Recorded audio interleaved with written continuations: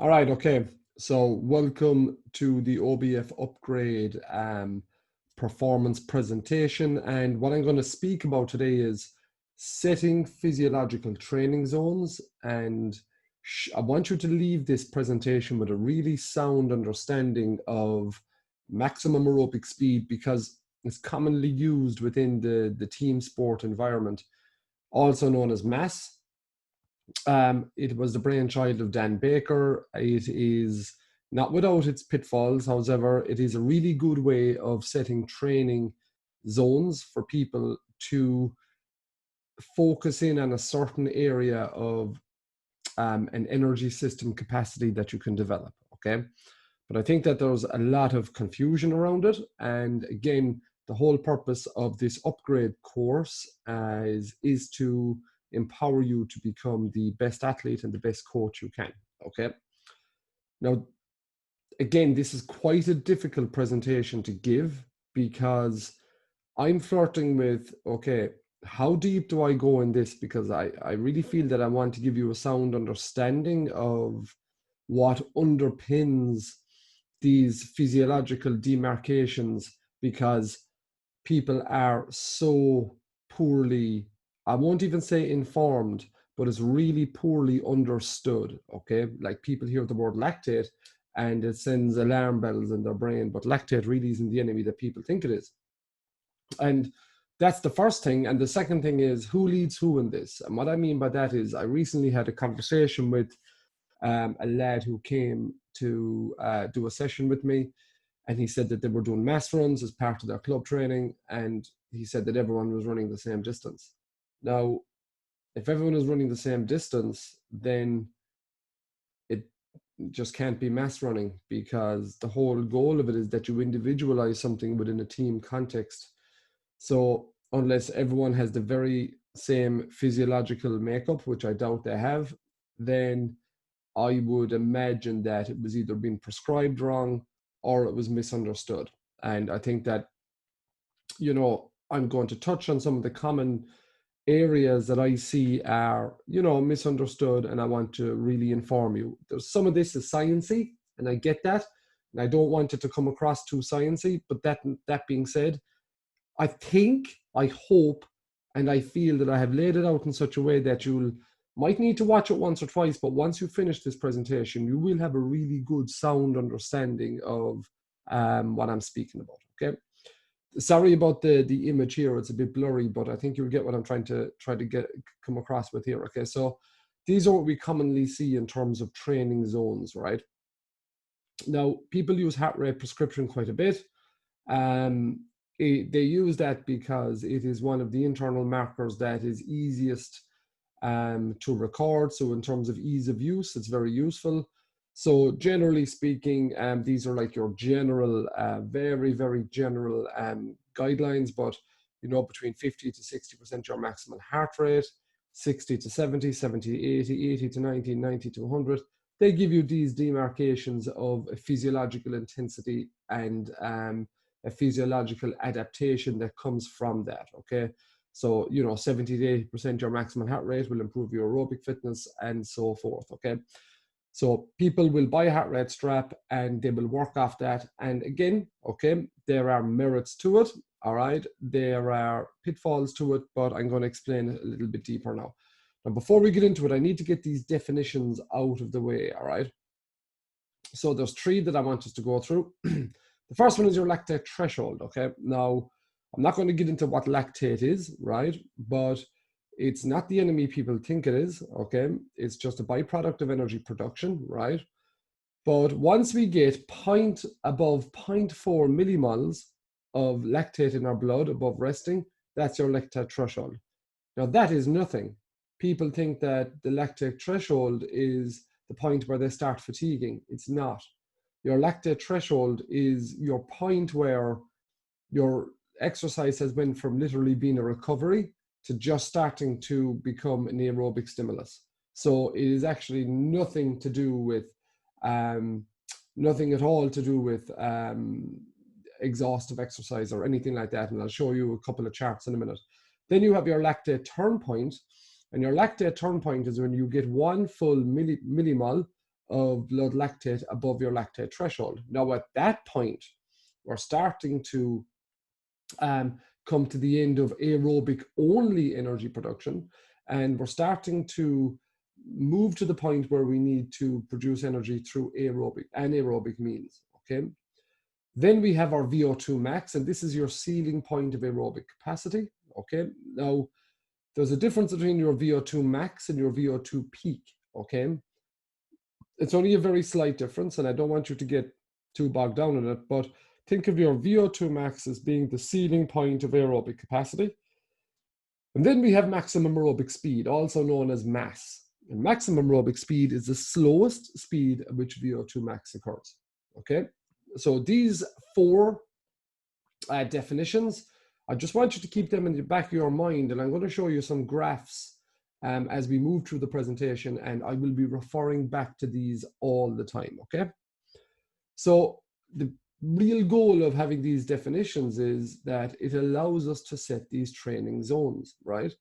Now, you can't just set a training zone by just heart rate, because again, you need to be able to set up, distances and speeds, and when we start to manipulate mass, we can start manipulating we can get far more calculated with our exercise prescription, right?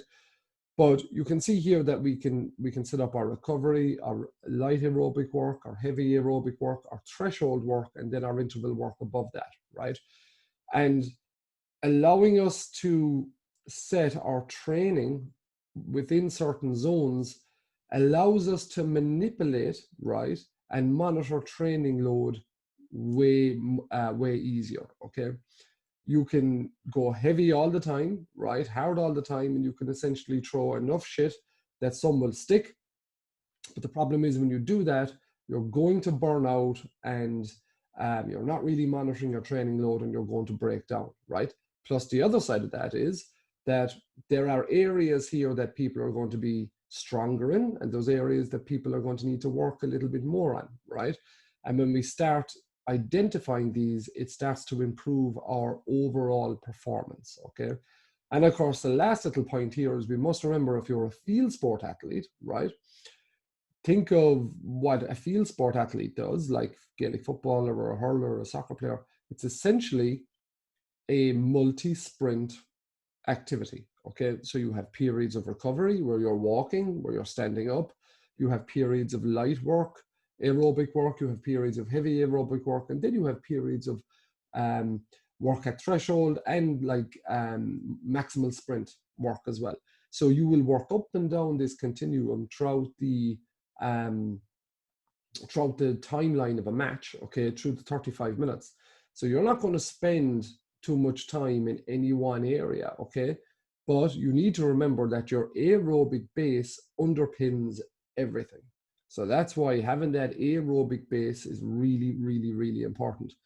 And the whole goal of setting mass runs is that, or any kind of running, is that we should only be using them to top up what you don't get in your training, right? So what I mean by that is, if you have a session that is very game-based, okay, that is set up in such a way that you're covering lots of ground, there's lots of high-speed running, the game demand in your training mimics the match play demands, then doing work at the end of that may constitute overtraining, and there may be no need at all. However, if a certain session is more skill-based, then there might be a need to top that up with your running in terms of your mass runs, or whatever you want to call it, your interval runs or your tempo runs, or your threshold runs at the end of the session, okay? So all it does is it just allows us to top up what we do not get in the game itself. Nothing replicates playing the game. There is nothing that is as specific as gameplay.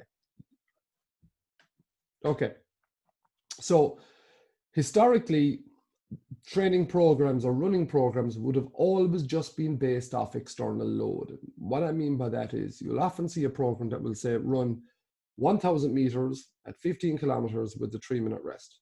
So you can jump on a treadmill, you can run 1,000 kilometers at that pace take your break, and you can do sets of that. Okay, so there we have our speed, we have our distance, and both of them are external loads. All right, we have no internal load when it comes to that, right? And your internal load is your physiological response to what you're doing. Okay, so what I mean by that is your heart rate or your blood lactate or even an RPE. Okay, or worse again, we often just see run 600 meters with a 2-minute rest. And again, there becomes a massive problem here because over time, we're not really monitoring the internal response to the external load. So therefore, we don't really know what adaptations we're getting, okay? And the internal load is really, really important, okay? Because the physiological adaptations to training are induced by the internal stress imposed by the external load.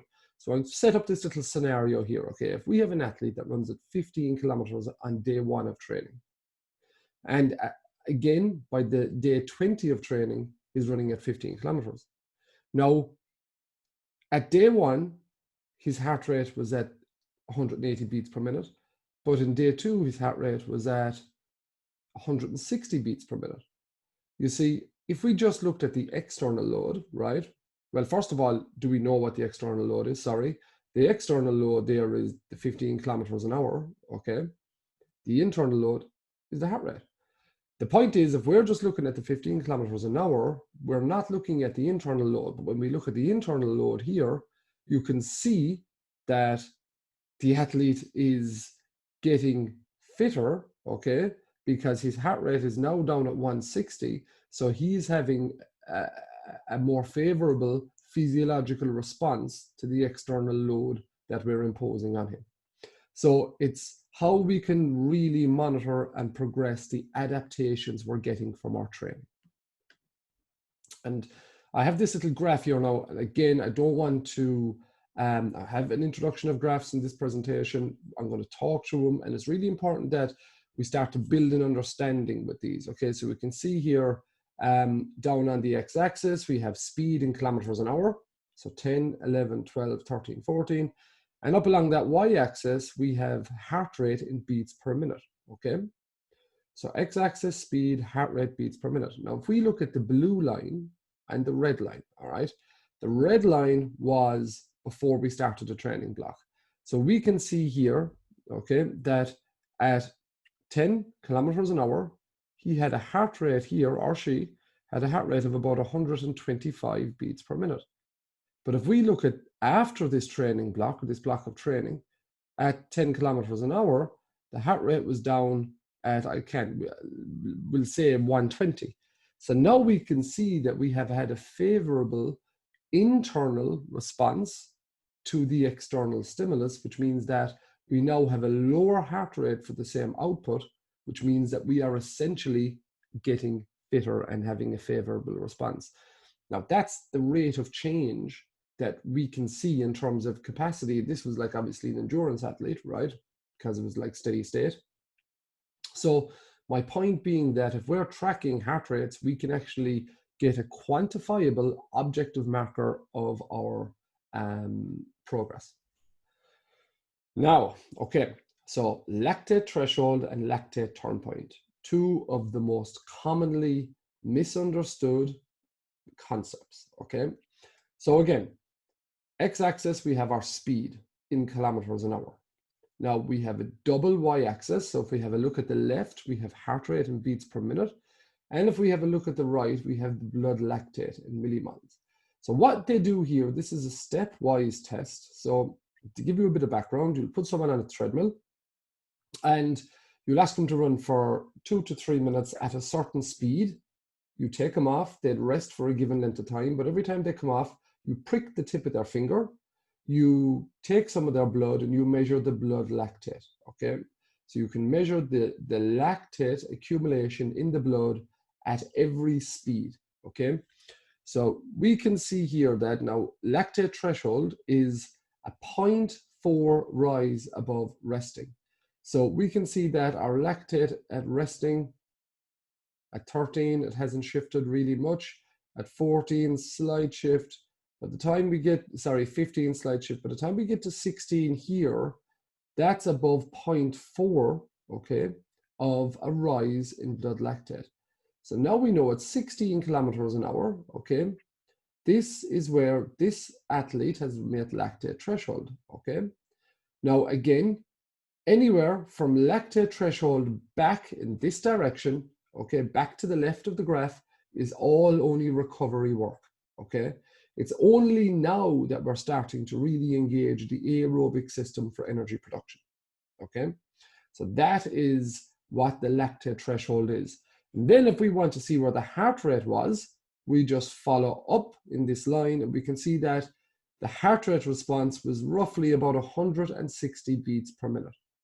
So now we know that if I wanted this athlete to train in the recovery zone, okay, that recovery zone would be a steady state, anything below 16 kilometers an hour at a heart rate of about 160 beats per minute. Now, then remember the lactate threshold, this fella here, is a 1 millimole rise above the lactate turn point, sorry, this fella here, okay? The lactate turn point is a 1 millimole rise above lactate threshold. So when we move over here to 18 kilometers an hour, we can see here now that this is where the lactate turn point occurred, okay? So this is the point where we are now switching from aerobic to anaerobic energy production, or not that we're switching, sorry, because that's a terrible use of words. We are no longer using aerobic only for energy production, okay? So between lactate threshold and lactate turn point, in the area between these two lines, this is all aerobic activity with oxygen. This is all aerobic activity.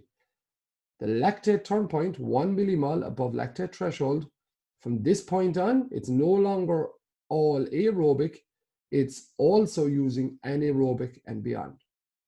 So what I want you to take from this slide is this: anything from lactate threshold back in this direction is all recovery. Between the lactate threshold and the lactate turn point is all aerobic. So we can do this for quite a bit of time. And from the lactate turn point onwards, we're now using aerobic and anaerobic means of energy production. So I hope that makes sense. And I hope it shines the light that the lactate threshold is actually quite a low demarcation of a physiological response, not the end of the world like a lot of people think. Now, if we were to take a lab measure, okay, to calculate maximum aerobic speed from this, okay, we would say use that same test, and you can see here where we have our speeds here. So 11, 12, 13, 14, 15, 16, 17, 18 kilometers an hour. So they would have ran for 3 minutes, come off, and we would have pricked their blood at every one of these points here. And you can see that these are their corresponding blood lactate readings, okay? And we also have a heart rate response from all these. And that's quite useful because now the blood doesn't lie. Remember that, your blood does not lie. So your blood gives you a really good indication of your physiological status, okay? That's why it's so accurate. So we can calculate, right, our VO2 max from this, and I'm not going to get into this, right? But you can see here I have my VO2 max, right? We also get running economy, right, which is essentially just the oxygen we used, all right, per milligram per kilo per kilometer, right? So sorry, per milliliter. So we can see this for every stage, all right? And then mass is calculated by multiplying your VO2 max, which is here, by 60, because we're always looking for 60 seconds, all right? And then you divide that by your running economy, which is here. And then we get mass, which is your maximum aerobic speed. Now that's given in kilometers an hour, and we want to go to meters per second. So we just divide that by 3.6, and it gives us 5.303. That is the most accurate measure of getting mass, because that's a lab-based measure. And as I've said, the blood doesn't lie. But as we know, we don't have access to labs when doing this, so then we have to use field measures. Now, we have this way that we can kind of calculate mass in terms of zones, all right? So we have 70% of mass, 70 to 75% of mass, 78 to 85 and so forth. And we have a heart rate zone that corresponds to that as well, okay? But this comes from the work of Dan Baker, okay? And the cool thing about this is once you know what your mass is, you can now start to manipulate the training zone that you're going to work in, whether you're going to work in a recovery zone, whether you're going to work in any one of your two aerobic zones, whether you want to work in your anaerobic threshold, then we're going into our like maximal aerobic work, okay? So then if we go back to the little graph we had a while ago, right? And here, remember, we have our 16 kilometers an hour as lactate threshold. We have our 18 as lactate turn point. We have our heart rate responses from those 2 points, okay? And we have calculated our mass from the data that we had on the lab sheet. So now we know here that anything below 16 kilometers an hour, because here we have it here, okay? All right, is 166 beats per minute, all right? So that's where it was off the sheet, is less than 70% of mass, maximum aerobic speed, or is less than 15 of an RPE, right? So now you can see we have both external and internal markers of the training. This is all recovery. So anything from lactate threshold back to the left of that graph is total recovery, okay? So then, anywhere between lactate threshold and lactate turn point is your aerobic area. So anywhere between 16 and 18 kilometers an hour, okay? Or if we have a look at our heart rate, anywhere between 166 to 174, which is this point here, if we run it across, is all our recovery, or sorry, all our aerobic work.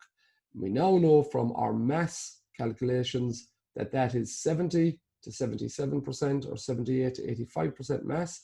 Now I break aerobic into 2 different zones, okay, at the 2 hours, at the 16 to 17 and 17 to 18, but it's all aerobic, okay?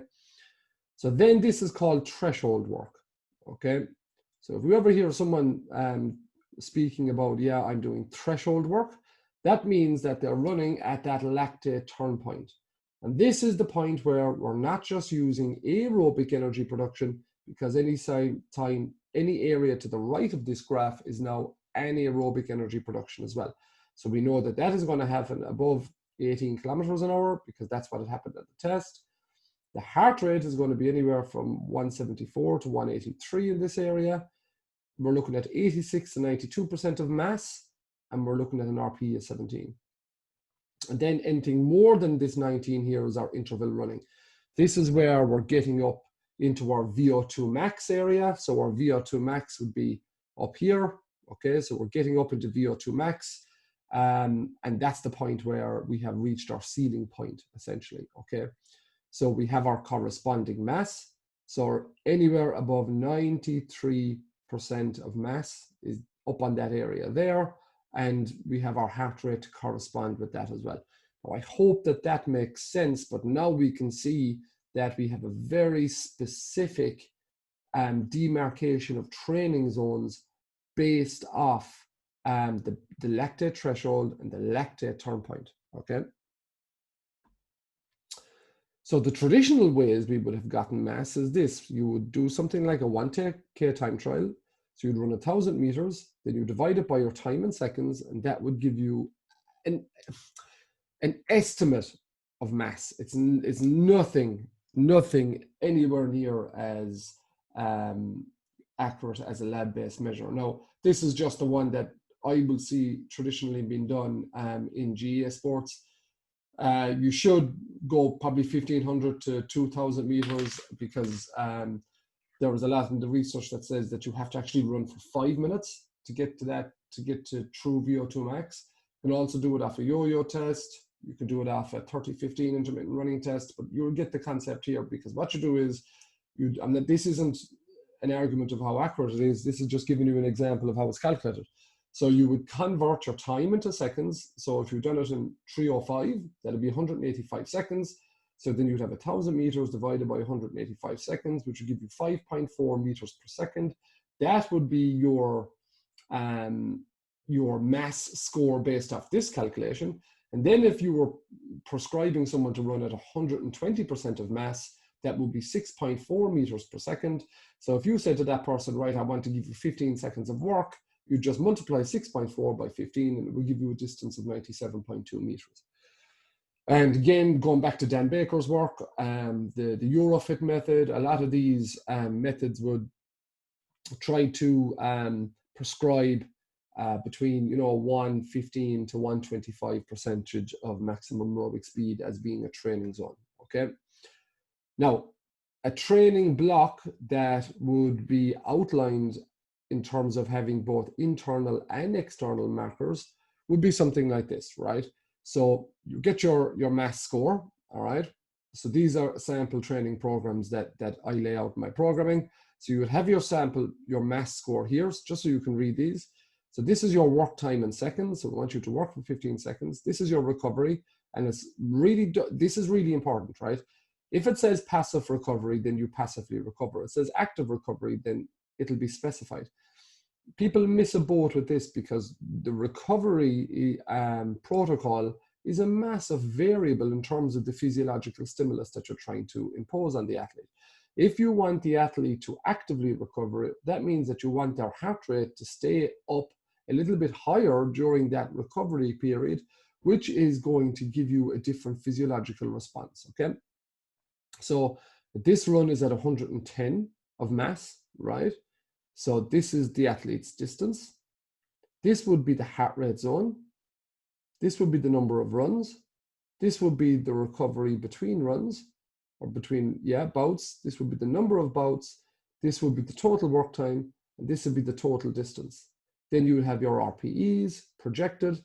And that is a lot different than running 400 meters with a 2-minute recovery.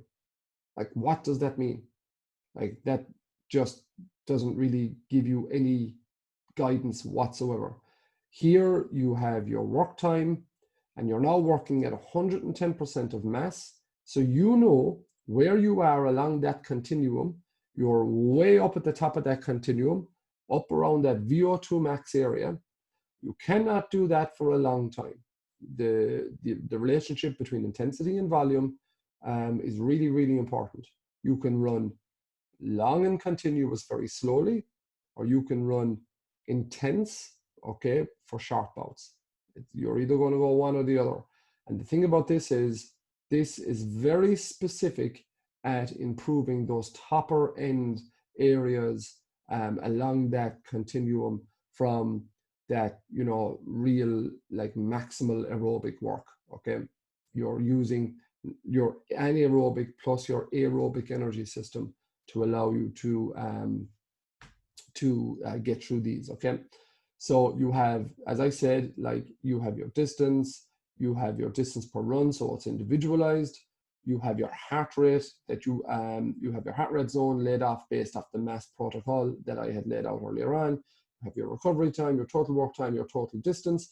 So then when you look at your progression, right, you can see here session 2, okay, it's still at 110% of mass, okay, and we should still be at the same RPE. But once we get on to session 3 here, we're now going up to 112.5% of mass, which now means that the distance per run is increasing, okay, but the heart rate bounds shouldn't be increasing with this, okay. The number of runs is increasing. Now you can see that the total distance is increasing.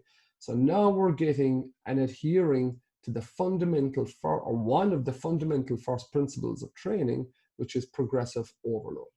So again, it's important that we get a good understanding of this.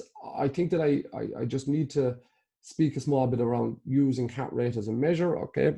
So percentage heart rate max, just use 220 minus your age. Or if you are going to do some kind of an exhaustive test, right, have a heart rate strap. Polar heart rate strap is excellent. Slap it around your chest, links up to Bluetooth on your phone. You can bring your phone beside you. It's about 50 quid, and it'll give you a really good marker and a really good indication of that internal physiological response. And then because of the heart rate VO2 relationship, we can get a really good marker of those other physiological responses as well. But it's not suitable for resistance exercises, so we need to understand that. Okay. Now, if you were to use your heart rate for these training zones, right, this is where you can get, I know that this again looks very busy, but think of this as the one we had a while ago, right? You have your heart rate on the y-axis here, you have your blood lactate on the y-axis here, and you have your speed on the x-axis. We have our zone, so here's our lactate threshold at 11 kilometers an hour, okay? So here's our lactate turn point, right, at this one, and it's here at 12 kilometers an hour, all right? So then we can just start setting heart rate zones based off those demarcations if you wished. So you can see zone 5, all right, which would be like our working way up along those heart rate markers, and you can see how close we are to VO2 max with that. And you can see here that in between the lactate threshold and the lactate turn point is our aerobic zone, okay? So that's our aerobic zone. So if we want to improve our aerobic capacity, you would work between these two heart rates here to do that. And actually, when I have done that with athletes, it's amazing that they actually realize how slow that is in terms of what they had been doing. And they would be always working outside of that zone, or in a lot of their training, working outside of that zone, pushing up into these zones. And again, we want to train smarter as opposed to anything else, because if we spend too much time outside of the zones that's required for our sports, or outside of the areas we need to improve on, then what essentially happens is we're not training intelligently, and we're not getting most bang from our buck, okay? The other way that we can use the internal markers are just RPEs, or rate of perceived exhaustion. Again, the strong correlations between RPE and heart rate. It's a subjective marker, but again, there's a lot of evidence that will say that the subjective marker is highly sensitive, okay? So, you know, you do your session, you lay it out and you say, right, that should be a 7 out of 10, or that should be an 8 out of 10, or you can go up to 20s, you know, which is just a double one. So like 20 would be very, very hard. A 10 would be fairly light, you know, a 15 would be somewhat kind of getting to hard, you know, whether you use a 1 to 10 or a 1 to 20, doesn't really matter, as long as you have a good understanding of what you're doing when you have that RPE scale. Whew. So I hope that you can take something from that, and that you have a better understanding of where mass sits in terms of the physiological continuum, if you want to call it that, that we're looking at the slowest speed at which VO2 max occurs. Again, if you're trying to improve VO2 max, you need to spend time at VO2 max. So that's why doing intervals, right, like those mass runs, it gives you an accumulated amount of time at VO2 max, and that's where you would get a tremendous amount of those adaptations, all right? Because like you can't bang up there and stay there for too long, right? So this is where the rest and the recoveries and so forth all become important variables within the equation.